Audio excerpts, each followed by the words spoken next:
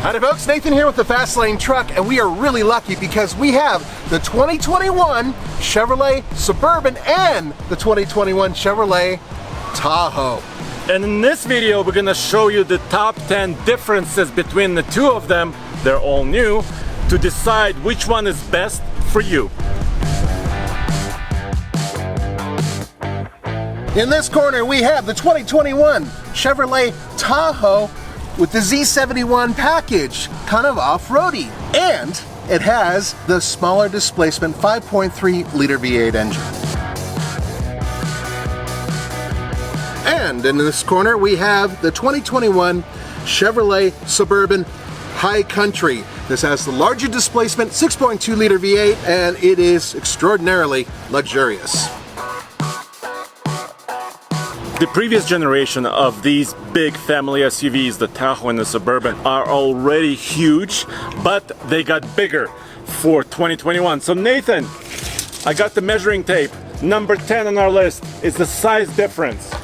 Size is all that matters in some cases, my friend.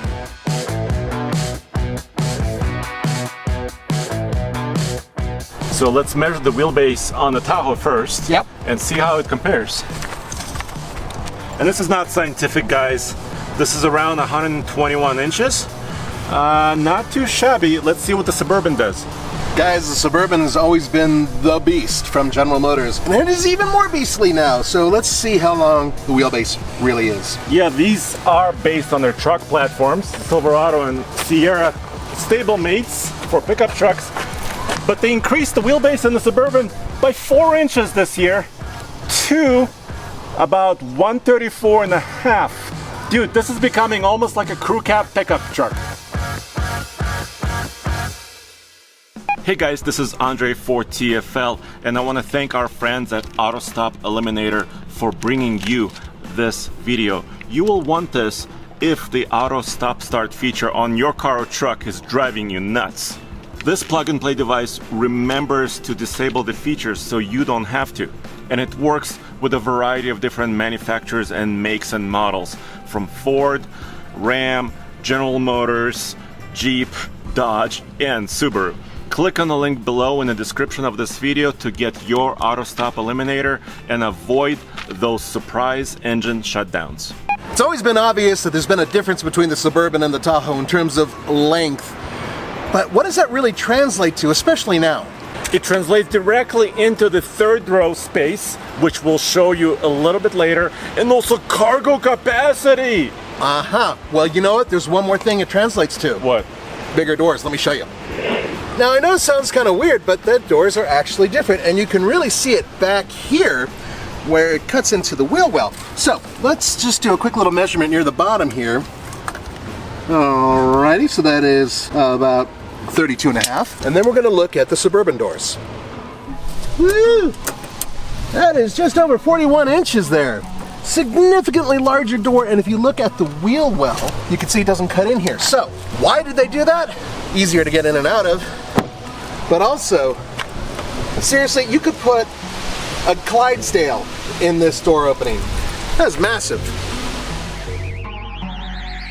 Number 9 on our list is style. Well, first of all, both of these are all new, completely new sheet metal, and they kind of look like the new Chevy Silverado, but we have Z71 versus High Country. So Nathan, can you help me with some details? There's a modern trend among automakers to take a lot of chrome out of their off-road versions of their trucks. I've seen it with almost every automaker. And this is definitely a good example of that. This Z71 package is definitely kind of the look for off-roading, and that includes removing a lot of chrome and replacing it with a lot of black. And on top of that, they managed to put down here some really almost steel looking like plastic, and most importantly, red recovery hooks, baby. Alright, so very different when it comes to the High Country, which is one of the top of the lines when it comes to the Suburban. And that's because it is chrome. Chrome everywhere. It almost feels like a 1930s or 1950s car. And they have that chrome going throughout the grille for accents, including down here with a nice little metal look finish. The whole thing has a very different feel overall. And look at the size of the side badge. Damn, that's about 11 inches worth of high country right there. And Z71 is a pretty big thing too, but it's at a useful, about 10 inches.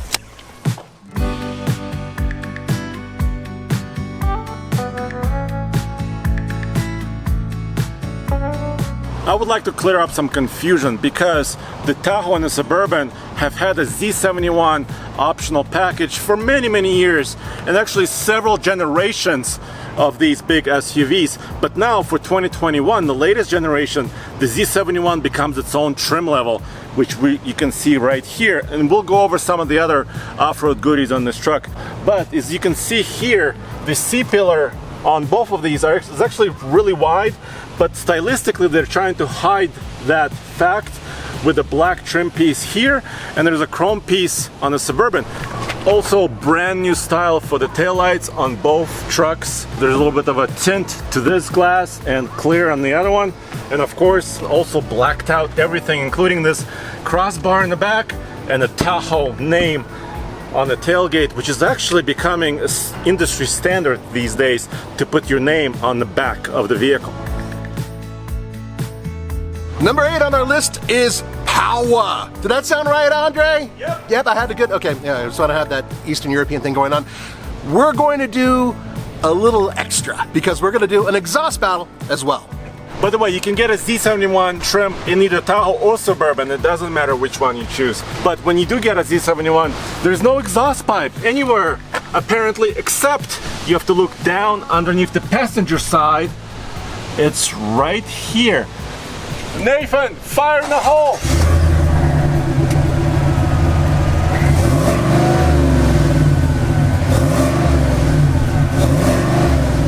And that, my friends, is a 5.3 liter gas V8 that's been in the Chevy Silverado and the Chevy Tahoe for a long time. Let me show you.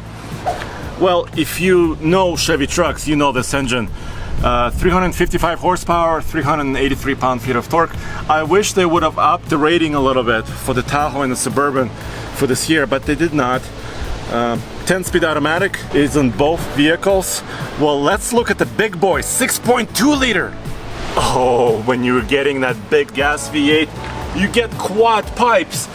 2 on this side, 2 on the other side, and I wonder how this sounds in comparison. Nathan!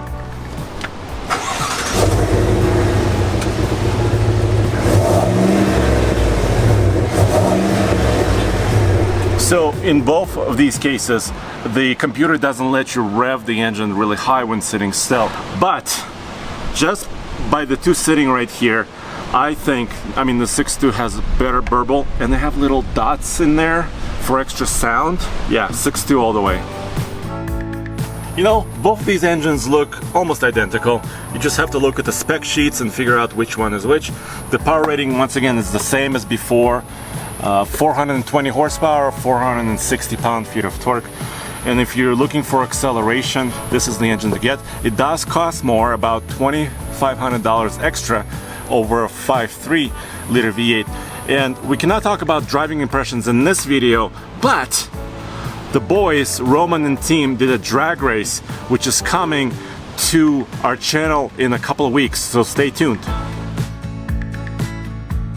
Interesting about these vehicles is that the first 2 rows are pretty much the same in terms of space, but what happens behind the 3rd row, that's a big difference. And to show you guys what I'm talking about, I need my cargo and seating bear, Andrei Smirnov. What do you want? I want you to go and show everybody the differences between the back seats. Okay, all right, let's do it. Both of these are very highly optioned, luxurious trucks, hence captain chairs in the 2nd row. You can also get a bench, but there's a lot of adjustability. First of all, you can fold them kind of down for putting some flat cargo in here. Then they come up a little bit. Then you can move them back and forth. Okay, now I'm in the 3rd row, and one huge difference in this new generation Tahoe and Suburban is the way that the chassis is designed, and we'll go over that a little bit later. it's independent rear suspension instead of a solid axle, which means the floor can be lowered, which means even for me at over 6'2", my knees are not in my chest. Look at this. It's pretty comfy, and I do have a bit of headroom. This is great, but it could be better. Let me show you the Suburban. The function of the second row seat is about the same. Kind of folds down this way. You can move it backward and forward without too much trouble. And finally, you pull the tab, booyah, and get in the third row. So with the Suburban having extra wheelbase, extra length, this is kind of where it's at. So this second row is in about the same position as in the Tahoe. What? I can even scooch down and cross my legs. All joking aside, one of the major differences between the two of these is that with the Z71 package, you get rid of all the stuff down here that makes it more aerodynamic, but prevents it from having a decent approach angle. This setup allows it to have a much better approach angle, hence better off-road. These two trucks have similar options and they have a similar key. Of course, you have lock, unlock, start engine, push that twice, but also open your hatches. So let me open the top hatch just to show you. It just unlocks it, and then you can put your groceries in and out. Pretty comfortable, nice. But here's the cool thing. As if by magic, the rear wiper is still attached to the door even though when the glass is up. And that's because there's a cut in the window glass right here up above. So when I close it, the windshield wiper appears. And with another double tap, you could open the entire lift gate, which is to be expected. For 2021 new gen, the load floor is now lower, and I can tell just by being right next to it. There is a cubby, storage cubby here with extra tools for your changing your tires, etc. But let me show you the room. Okay, give it a little shot. I'm scared. Oh, you'll be fine. No. Don't be a baby. No. Oh. I have a key. Yeah, you know what? My shoulder is a little squished, but I fit. On the Suburban, same key. You can still pop the little hatch. Oh yeah. Hatch open, same design. Then you pop the entire thing.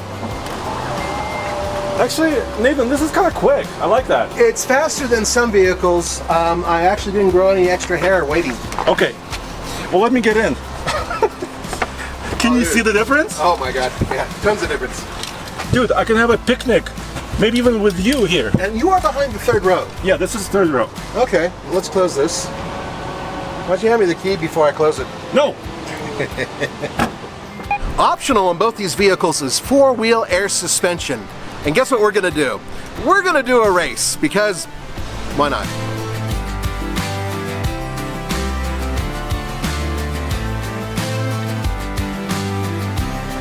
Well, I thought it was going to be super exciting, but it took a while.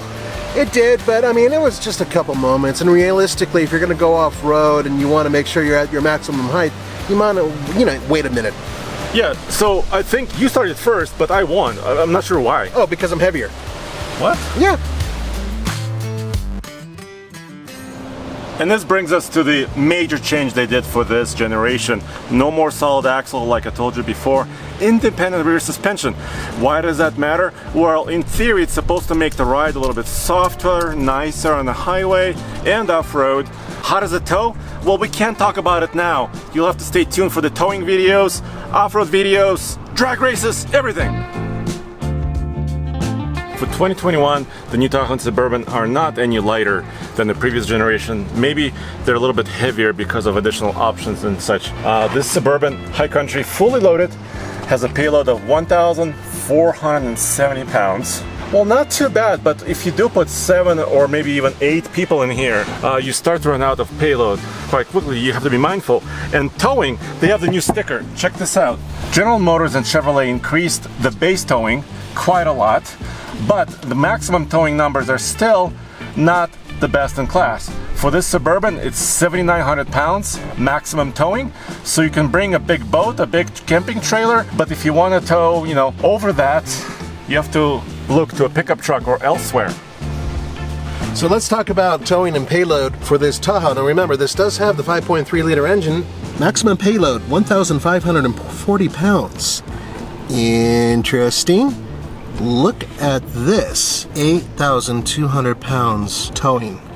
That is interesting, especially because this vehicle weighs about 200 pounds less than the Suburban. Both of these are pretty luxurious SUVs. As such, the hitches are covered by plastic, and in this case it's black plastic, not painted, not body color. It's just the style and the design. So there's actually two little turn tabs on the bottom, and actually it just pops up really easily. You don't have to have a screwdriver. 2-inch receiver, 7-pin connector for your trailer wiring, or if you have a small trailer, a 4-pin. Now I have here both stickers. The Chevrolet Tahoe's MPG is rated at 16 city, 20 highway, 18 combined. The Suburban, remember that has the largest 6.2 liter engine, is 14 city, 19 highway, and 16 combined. Now remember, there's something important. In the near future, there will be a 3-liter diesel available for these trucks. Yeah, but it's a little disappointing. I wanted them to be much more efficient than previous gen, but the numbers say they're nearly the same. They're nearly the same.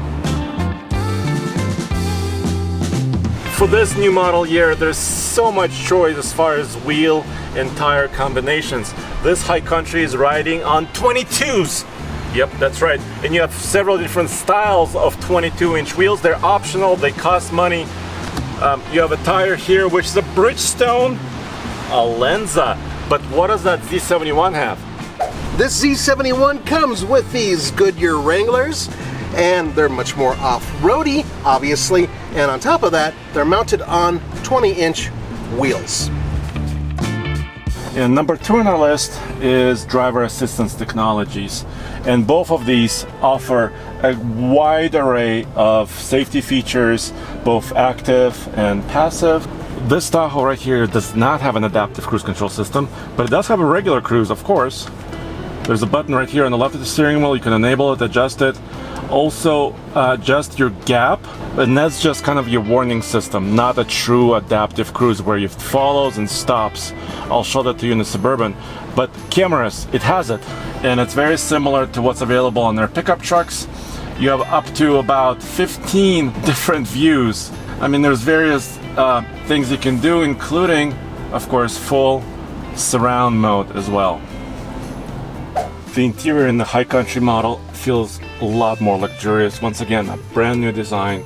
You got chrome stripping, you've got wood-like trim, you got leather, you got soft touch surfaces throughout. Very nice seat trim as well, and even more driver assistance technologies. There's a giant heads-up display very similar to the GMC Sierra trucks that are currently on sale. You can change the information by toggling through between the current speed, speed limit, your driver assistance technologies including lane departure, your gap for your cruise control system, your compass, or your off-road modes as far as your four-wheel drive system settings and your inclinometer. Additionally, the Suburban is equipped with a rear view camera mirror.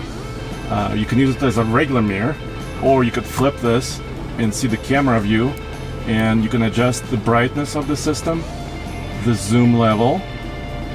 You can see that built in very well now, or up and down. So you can look a little bit lower or a little bit higher, just depending on your situation. I like to keep it in the middle. Another thing that's all new for both vehicles is this push button transmission setup. Now, it doesn't work conventionally where everything is simply push. I'm pushing drive and I'm not going anywhere, and that's because in order to drive or go into reverse, you actually have to lift on it. That is correct. Park, you push. Alright, so just like before, four-wheel drive settings really in a compact area, but different than before is what this knob does. Now, if you want to change the ride height, In order to go to maximum ride height, you have to be in four-wheel drive low. And once you do that, you trigger this button and you go to the maximum ground clearance screen, and it gives you 4 settings from entry-level height all the way up to maximum off-road height. Finally, we worked our way up to number 1 on our list, which is price and value. These are getting quite expensive. Yeah, they are across the board. All the competitors are as well. Yeah, so the starting prices differ by $2,700. So if you want a Tahoe, that starts at $53,800, and for $2,700 more, you can get a base Suburban, but that's not the as-tested price. Not at all. Right, so the fully loaded four-wheel drive, obviously, the Z71 Tahoe, right here that you see behind us is $76,225. Okay. Yes, so you're getting a lot, but you're also paying a lot. Indeed. But if you want more, High Country, which is top of the line. Yep. Fully loaded, $84,595. All right, so now you have the pricing. Now, by the way, the pricing has been available online for a while. And you can configure them yourself. That's right, and you will find that there are some interesting options that definitely pile on the dough.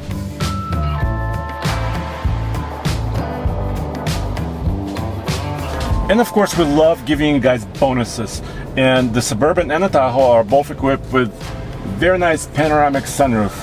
It's kind of a first for a GM truck.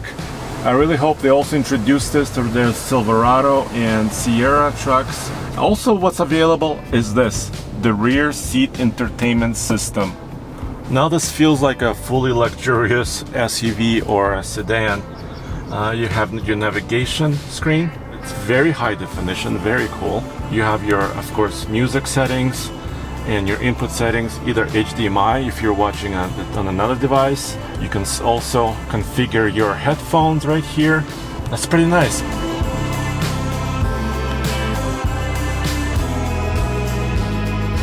These are available at dealerships. Maybe not every dealer yet, but throughout the country, they're sooner going to be on sale. And guys, like we said, we have more coming. We do indeed tons of videos featuring these two vehicles. And go back to tfltruck.com for more news, views, and the real world Suburban Tahoe reviews. Indeed.